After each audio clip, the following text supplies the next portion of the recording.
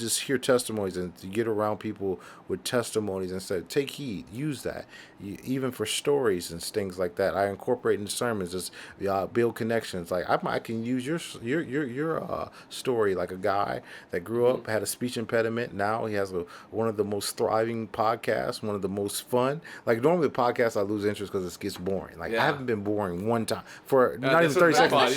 But in here. And so like this is good. I mean that's a testimony, man. Like that these are good things. These are positives. And we in our society, we don't give people flowers while they're living. So I got some rules. Every day I have to pour into somebody with doing something nice for them. If it's just we run a feeding homeless ministry. We feed if you have any people that want to volunteer to help us feed homeless, we do it every week. And I have to do something nice for somebody every day, even if it's paying for somebody. Random acts of kindness. Yes. And for somebody that can't help me back. And so, like, even if it's buying a candy bar, buying something for somebody, doing something nice, or even pouring into somebody. I try to do both every day. I try to tell somebody good things about themselves, something uplifting, so they know, like, oh, like, for instance, I went to this concert, and the guy that was conducting, I gave him a genuine compliment. Hey, man, I love your crowd control. I love that how you transitioned us. And the dude was in tears. And he said, people have never really told me about it. It's like, how long you been doing? You've been doing this 17 years and ain't nobody gave you one compliment? And he was in tears. And the man was, and I'm like, brother, it's cool to give people. And he didn't understand. Like, I didn't want nothing. But it's good. That's what I want to add to that. Saying something nice to someone literally costs nothing, right? No. And it can change so much about how someone's viewing themselves, how they're seeing themselves their entire day.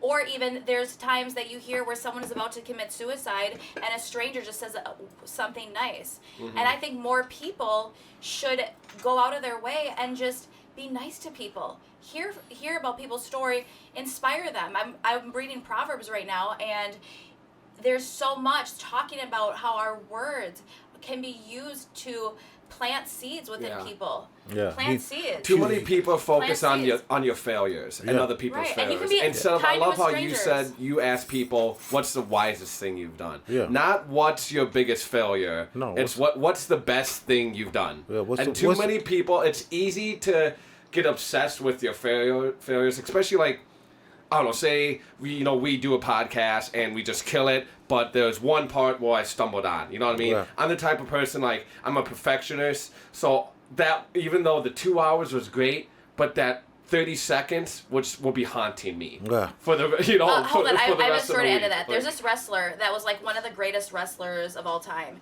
and he, in the beginning of his career, beginning-ish, maybe like 25-30% in, he lost one. And he said that every day he sits in his chair and thinks about the time he lost. What a waste of your fucking life, dude. Like, I can't get over that. Think about that.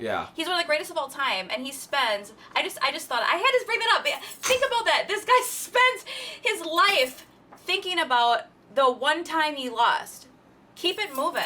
And smile and have fun with your life. Isn't that ridiculous? Yeah.